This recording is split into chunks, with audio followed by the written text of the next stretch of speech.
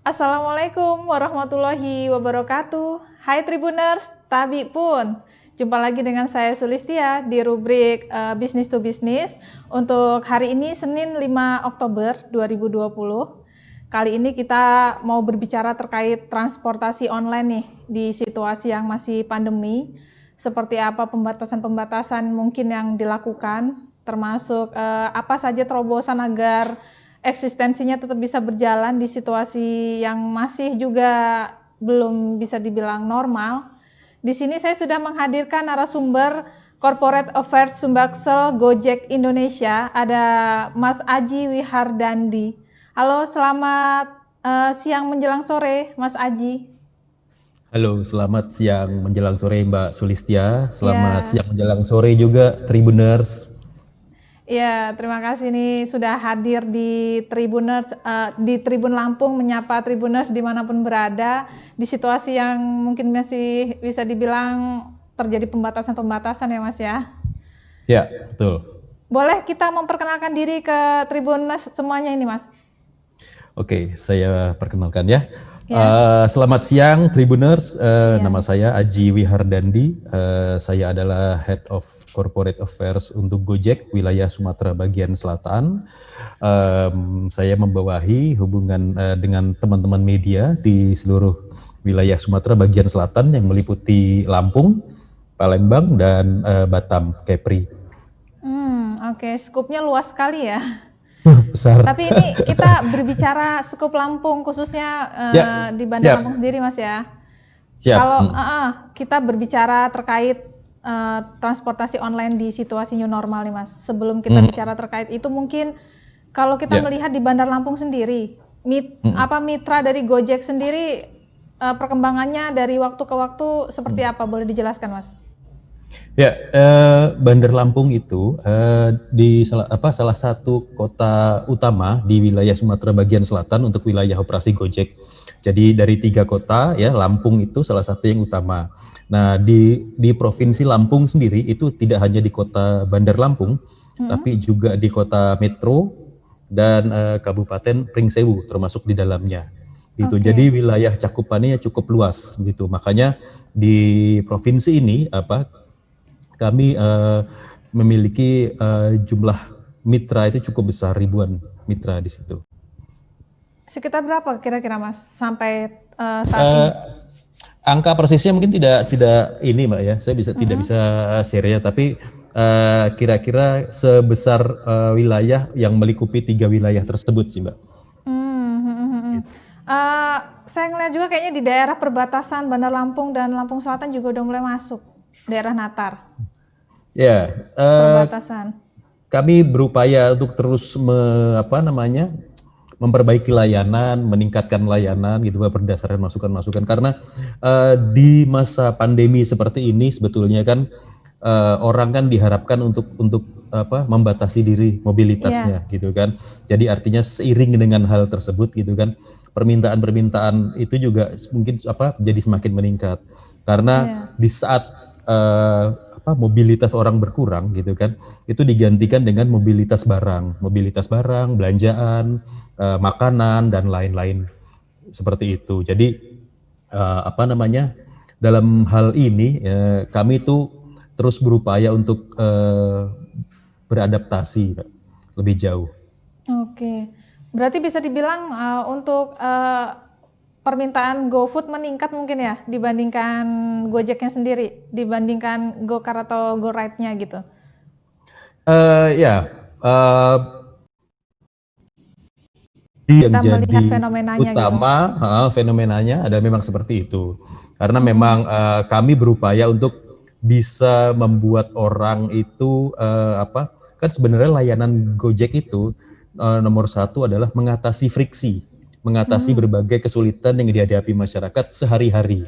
Nah, salah satunya adalah dalam kebutuhan kuliner, makan gitu kan. Nah, artinya kami di dalam hal ini tetap berusaha memenuhi kebutuhan tersebut, itu yang pertama. Yang kedua, dilakukan dengan koridor dan protokol kesehatan yang sangat tinggi saat ini. Karena apa? karena makanan namanya kan, kita kan makanan itu kan akan masuk mulut gitu kan. Nah, itu yang paling penting yang harus kami jaga adalah baik mitranya yang mengantar makanan, baik orang yang membuat makanan maupun kemasan ketika makanan itu tiba, harus dipastikan bahwa semuanya dalam kondisi yang aman dan sehat.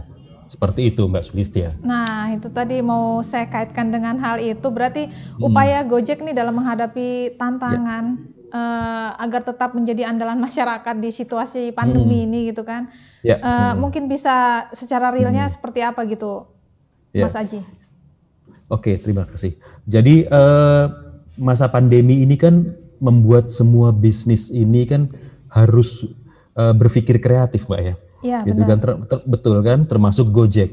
Nah, Gojek itu sebagai sebuah super apps di Asia Tenggara yang memberikan layanan berbasis digital, gitu kan, dan kami berusaha mengatasi friksi sehari-hari masyarakat. Nah, itu juga mengalami adaptasi dalam banyak hal. Salah satunya karena di dalam masa pandemi ini, salah satu upayanya untuk menekan penyebaran COVID-19 ini kan dengan orang tidak memiliki mobilitas yang tinggi, begitu kan? Jadi saat mobilitas manusia berkurang, maka kemudian Gojek meningkatkan layanan di hal-hal yang lain. Itu yang pertama. Kayak misalnya kami meningkatkan layanan di bidang kayak GoFood, gitu kan? Terus kemudian GoSend, GoMart, GoShop. Nah, semua layanan-layanan tersebut membuat masyarakat itu bisa tetap produktif. Nomor satu itu bisa tetap produktif di masa pandemi, bisa tetap memenuhi segala kebutuhan, namun di dalam koridor yang sangat aman, seperti itu. Karena kami juga tidak berharap bahwa semua orang akan banyak bepergian ke sana kemari, gitu kan. Memang layanan GoRide tetap masih ada dan GoCar juga masih ada. Namun itu pun juga dengan melalui koridor protokol kesehatan yang sangat tinggi, Mbak. Kami tidak bisa sembarangan. Nah, itu makanya kemudian kami memiliki satu pilar utama namanya J3K, program J3K, seperti itu. Program jaga kesehatan, jaga kebersihan, dan jaga keamanan, gitu.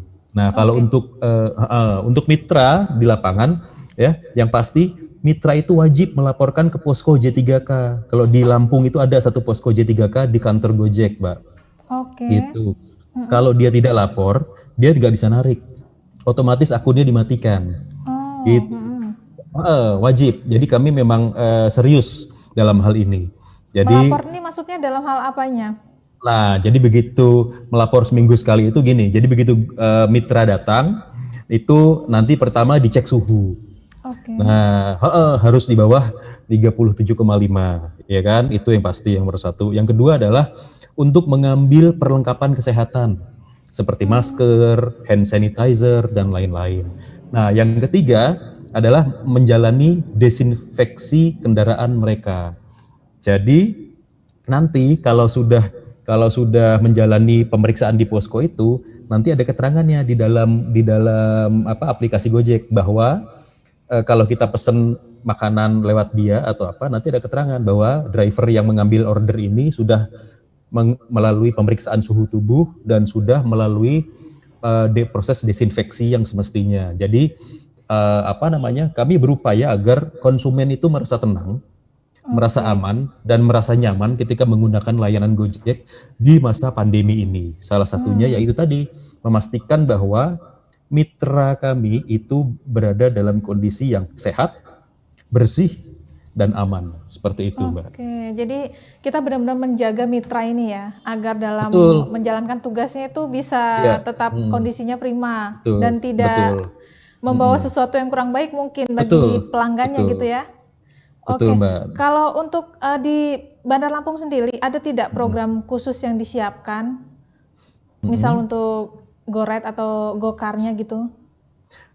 Kalau untuk masing-masing, ya semuanya kan kalau dalam kondisi saat ini dalam koridor besarnya tetap J3K sebetulnya, Mbak. Gitu. Tapi implementasi di lapangan itu jadi sangat saling melengkapi. Kayak misalnya untuk GoCar. Untuk GoCar saat ini kami sudah melengkapinya dengan sekat pelindung.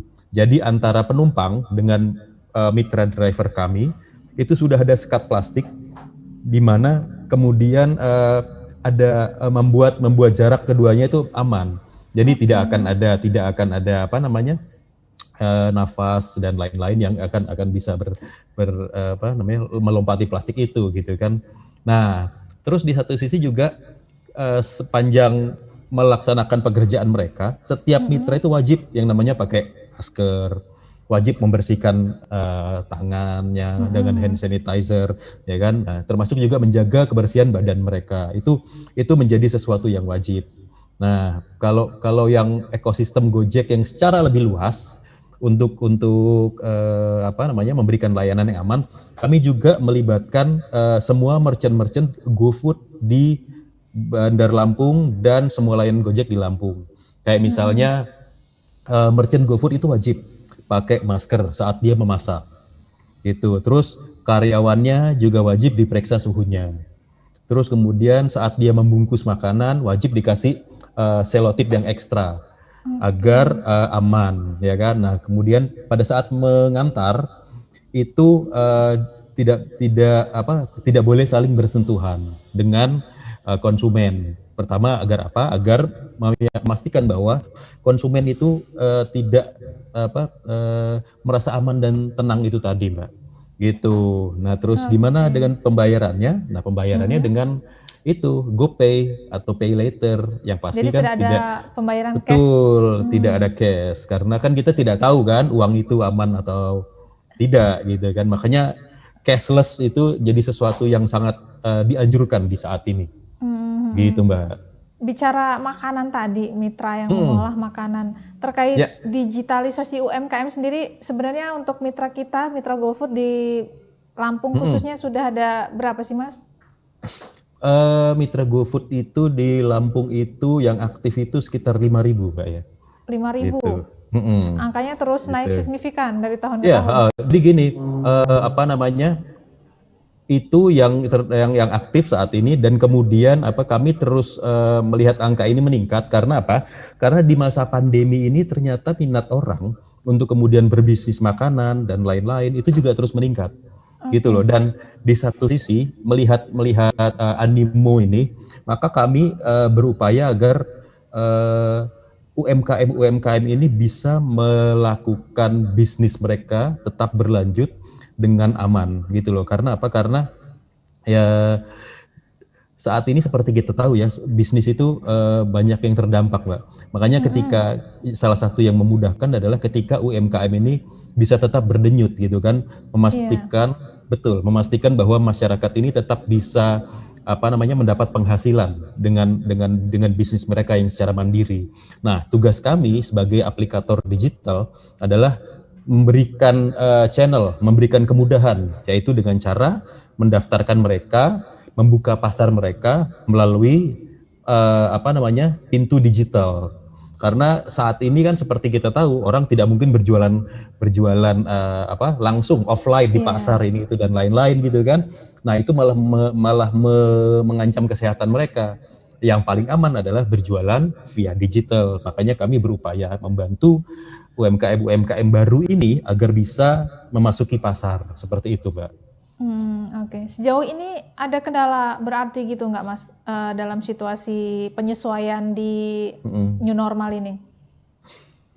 Kalau dari kacamata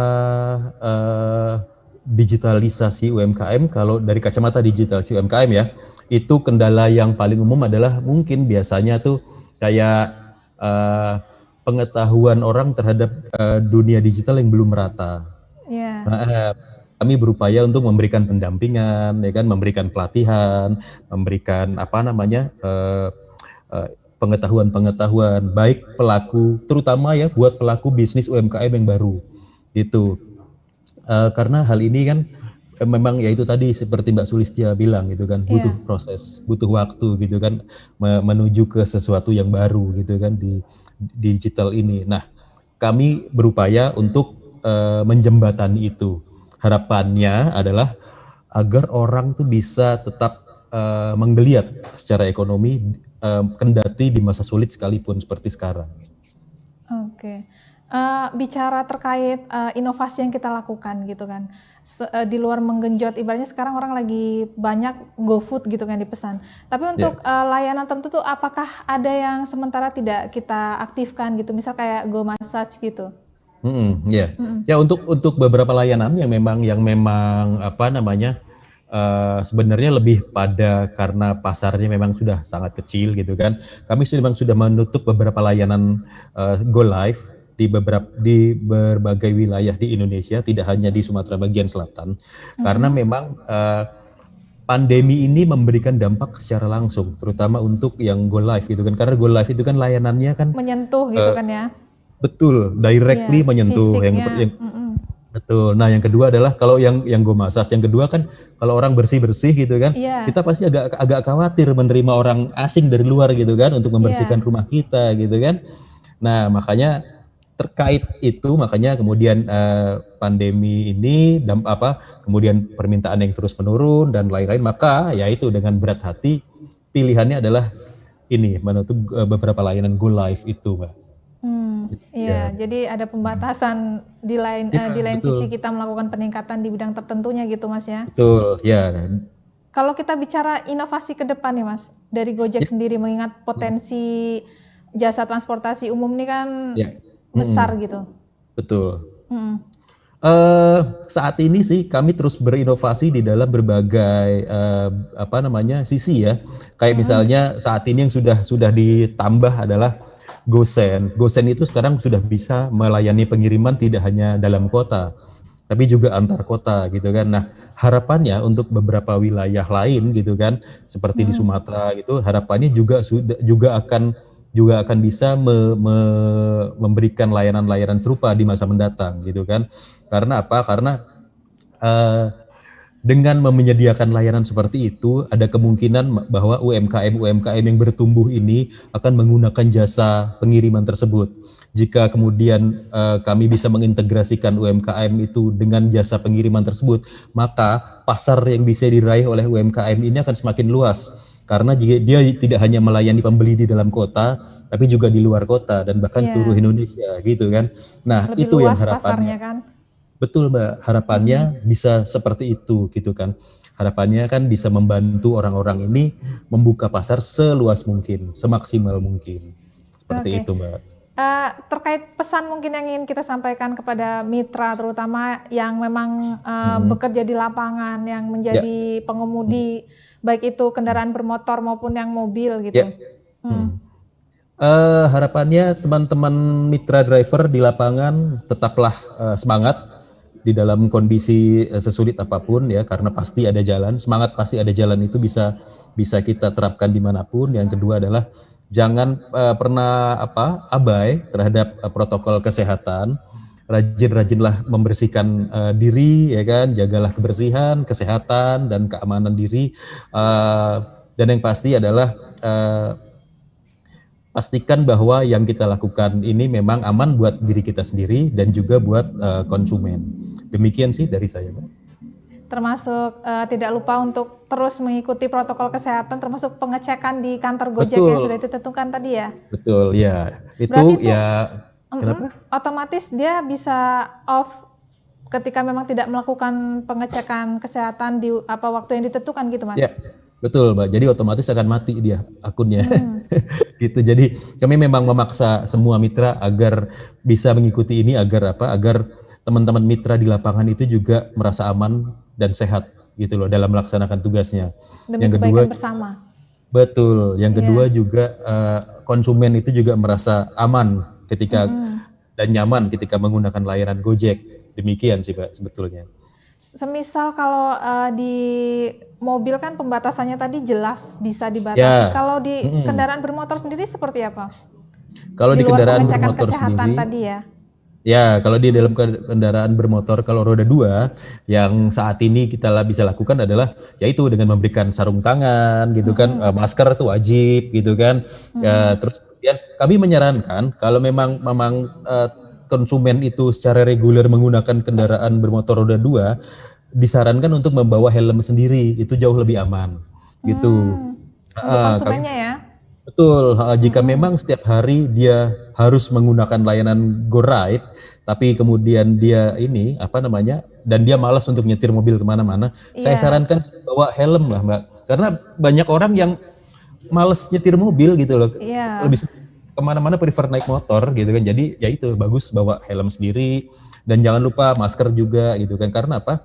Karena dari sisi Gojek juga meminta driver menjaga itu gitu kan. Nah, alangkah baiknya juga teman-teman konsumen ini bisa juga mendukung hal tersebut agar aman lah. Iya. Kalau harapan kita dari pemerintah dalam mendukung operasional transportasi online khususnya di situasi pandemi. Halo, sorry pertanyaannya gimana Pak? Suara Terputus. saya terputus atau jelas? Ya, sekarang jelas. Gimana pertanyaannya? Iya, terkait harapan kita Mm-mm. mungkin Oh, supportnya oke. gitu dari Oh, oke. pemerintah terkait Mm-mm. operasional transportasi online agar Oke. bisa tetap bisa menjaga Mm-mm. eksistensinya lah di situasi yang Mm-mm. masih sulit Ya. gitu. Mm-mm. Ya, harapannya pihak pemerintah bisa apa namanya memberikan apa kebijakan-kebijakan yang mendukung tidak Hmm. hanya operasional di lapangan, tapi namun juga apa namanya juga turut mendukung perkembangan UMKM juga bersama-sama dengan Gojek. Karena apa? Iya. Karena pandemi ini tidak hanya PR-nya pemerintah, tapi juga PR-nya kita bersama gitu loh. Jadi harapannya yang bisa Gojek lakukan kita akan lakukan dan kita akan bantu pemerintah sepenuhnya gitu, termasuk juga di dalam apa namanya tidak hanya untuk mencegah COVID-nya, tapi juga kemudian bagaimana menjaga keberlangsungan ekonomi di wilayah tersebut di mana Gojek beroperasi gitu. Oke. Ini Mas Haji ada hal yang mau Yes. disampaikan mungkin sebelum kita closing untuk acara kita ini?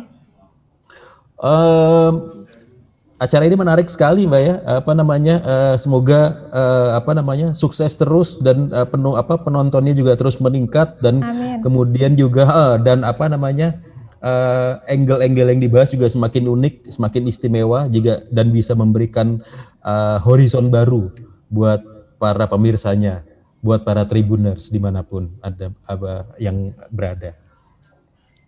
Terima kasih ini Mas Haji. Ada lagi mungkin yang ditambahkan cukup?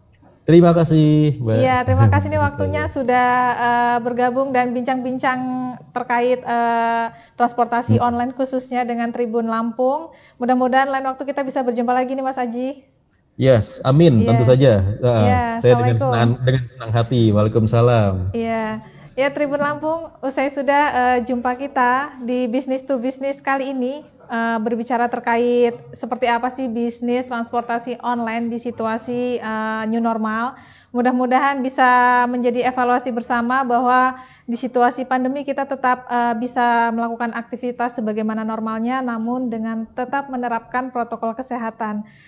Sampai jumpa di lain kesempatan. Terima kasih. Wassalamualaikum warahmatullahi wabarakatuh.